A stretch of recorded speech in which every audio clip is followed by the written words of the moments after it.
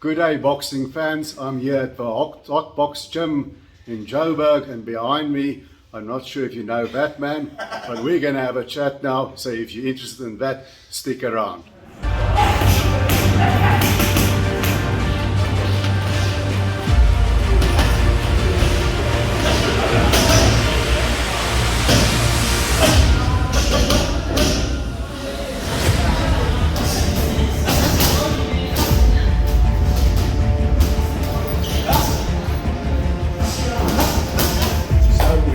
We are here with Colin Nathan. We all know him.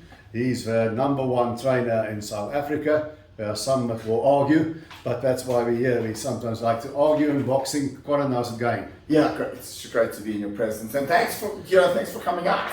It's like really cool. The fighters got a real kick out of seeing you. You do a lot of stuff on Facebook, and you're quite vocal with your opinion sometimes. I know you come under criticism sometimes by you know who.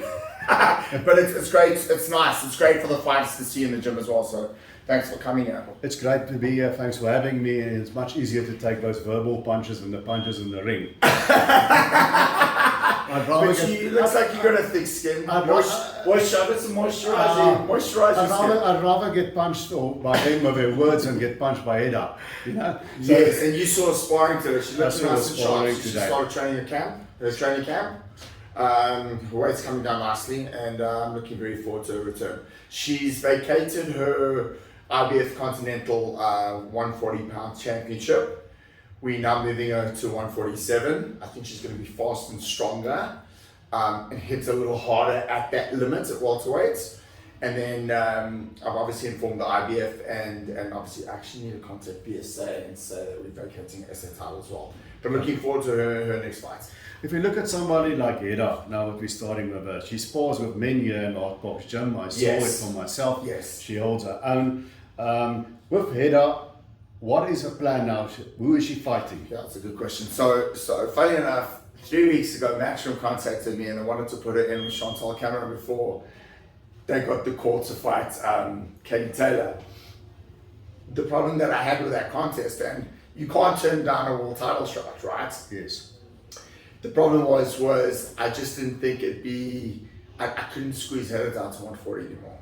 And like literally 2 weeks before, they were like, we're moving to 147, let's get it going.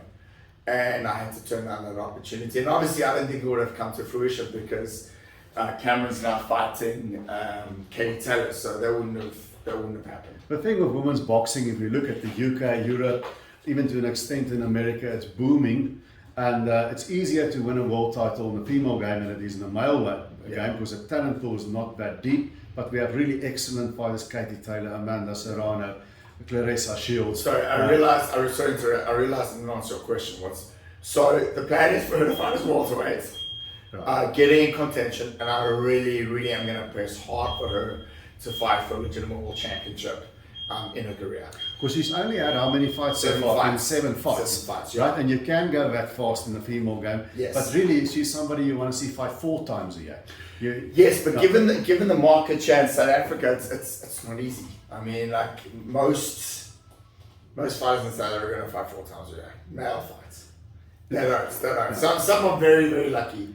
But at her level, being world class, it's hard to squeeze in 4 fights for the year. Even some of the prelim kids, if they've got 3-4 fights going for the year, they've done exceptionally well. The championship fighters, you're looking at 2, maybe 3 times a year if they're lucky.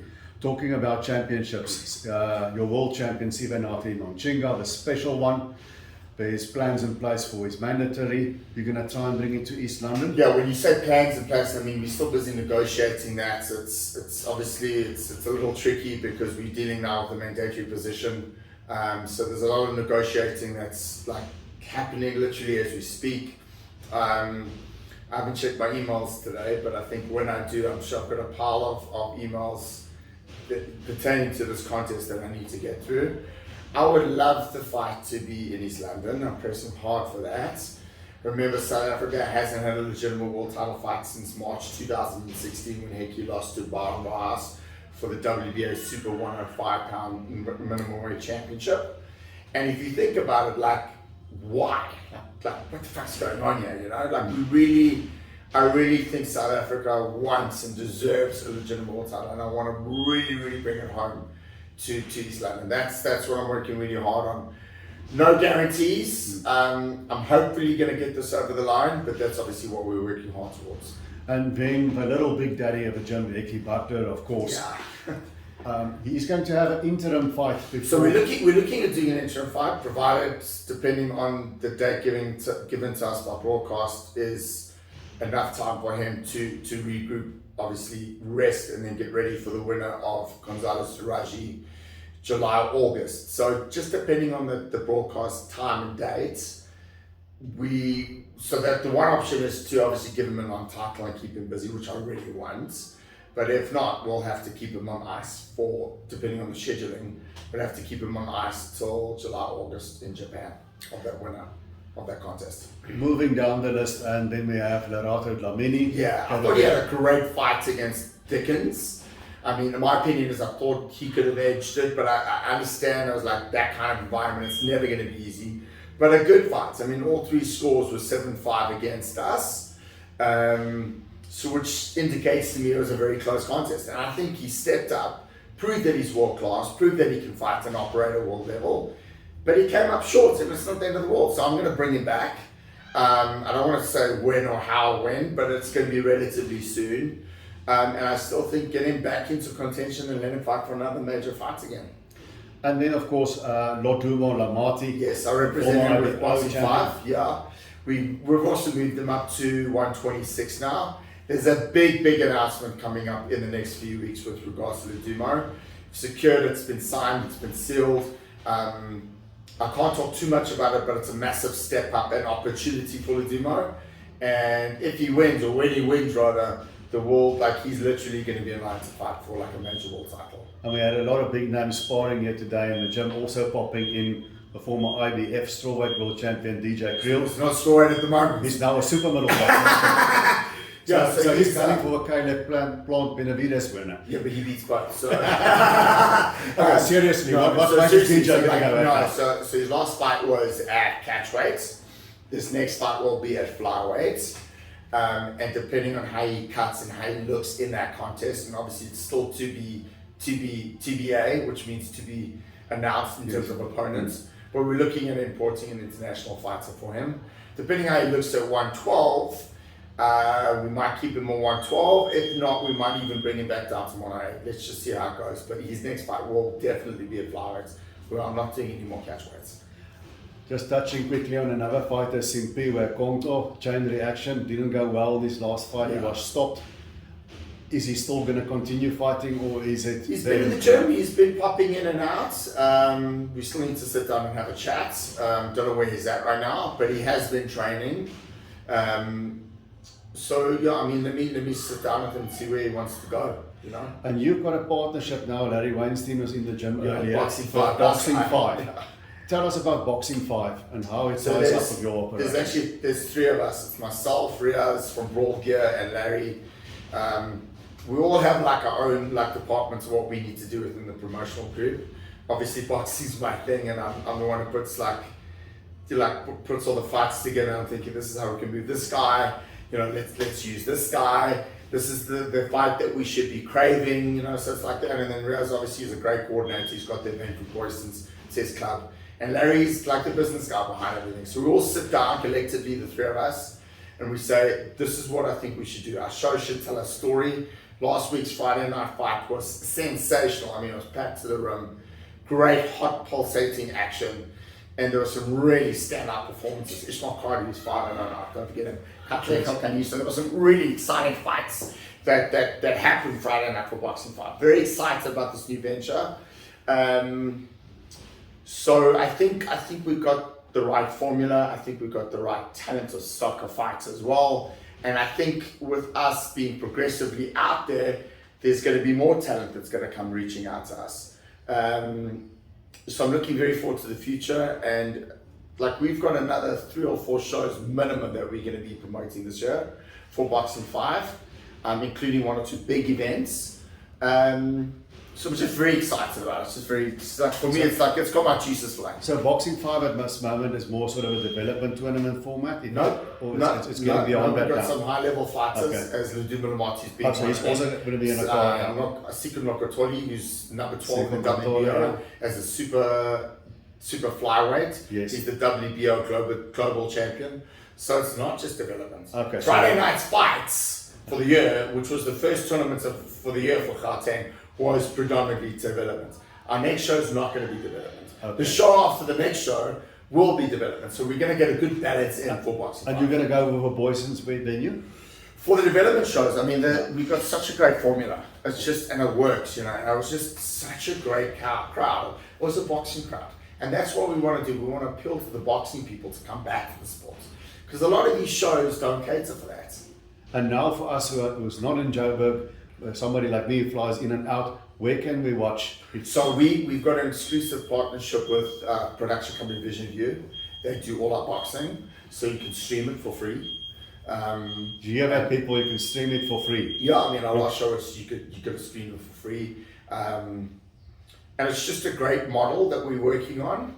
And then obviously, I mean, there were a few teething problems with regards to talent and like placing, but those are teething problems that we could just get through. When I say talent, I'm talking about not the fighters. Yes, but you you didn't have toilet exactly paper, you didn't have soap. So there's room for improvements, and we accept that.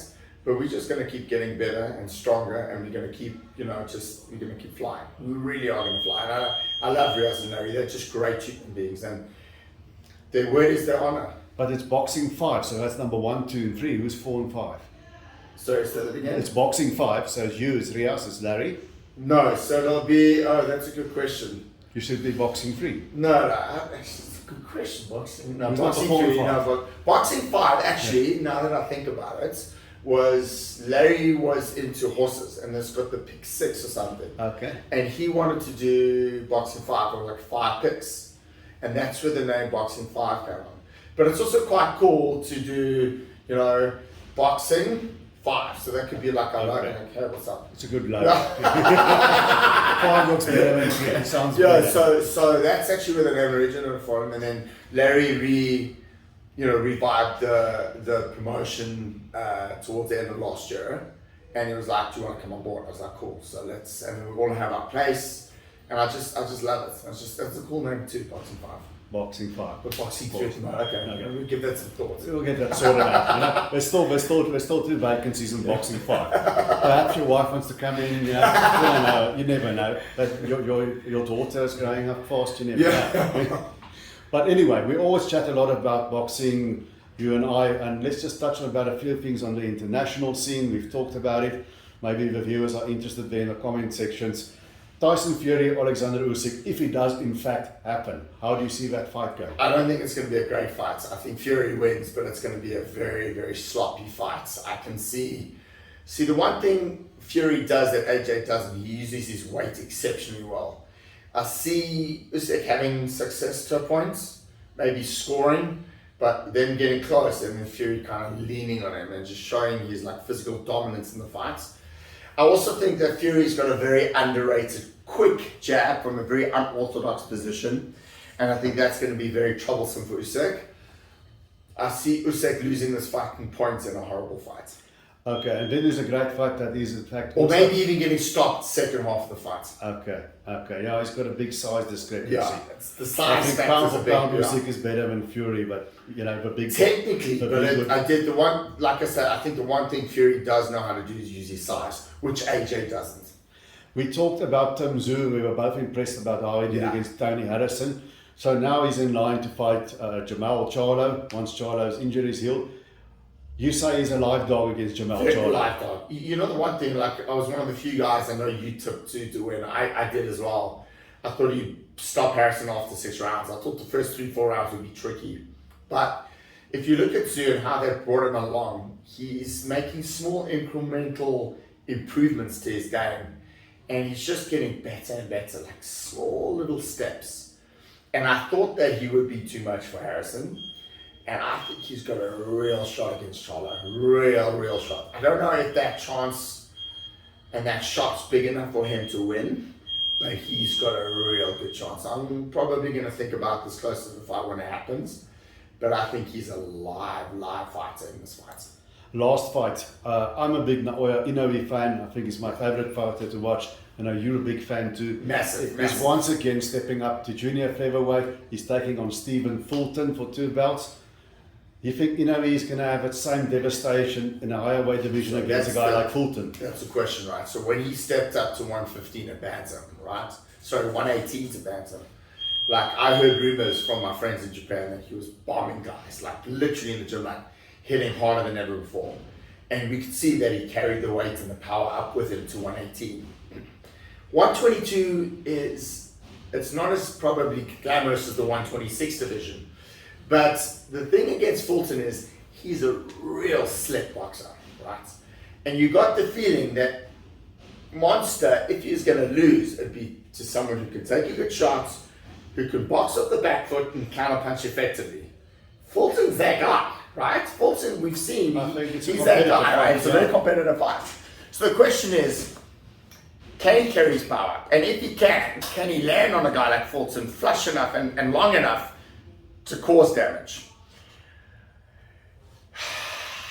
And I love Monster. I wouldn't be surprised if Fulton, kind of squeaks it, man. Like, outboxing, we saw shades in the first Donaire fight where he battled on the counterpunch. Yes. We saw that. And Donaire is a lot older, longer in the tooth. Fulton's a fresher guy. Moving up, you still have to favor Monster. You still have to favor him. But is it a foregone conclusion? No. I think Fulton's a real life fighter as well. I think he's got a real live opportunity to pull off a massive upset. And if it goes down to the wire in Japan and Fulton's done enough, they'll give it to Fulton. But part of me still thinks is that we're dealing with a very special athlete in Monster, and I think you've got to give him a slight edge. I think it's going to be hard to tame a Monster. Yeah, I think so too. I just think, I was speaking to Mr. Honda several years ago, and he said to me, he made a comment, and Tekken Promotions, Mr. Honda is like probably the greatest promoter in Asian boxing history. And he made a comment to me, he was like, I think Monster may be the best Japanese fighter in history. I mean, and that's coming from Mr. Honda, like, wow, like I remember him saying, I was like, I just think Monster's special. Yeah, I agree. Colin, thanks for taking the time. I know Awesome, you've got man. family business. Yeah. Guys, remember to give it a thumbs up. Please subscribe. We're going to do more of this stuff. Yeah, next time come here, man. I want to talk more to you and your camera. It's always nice to hang out. You should hear off-camera stuff. But that's it. That's it from us. Cool, Over sure, and man. out. Remember to keep those hands up.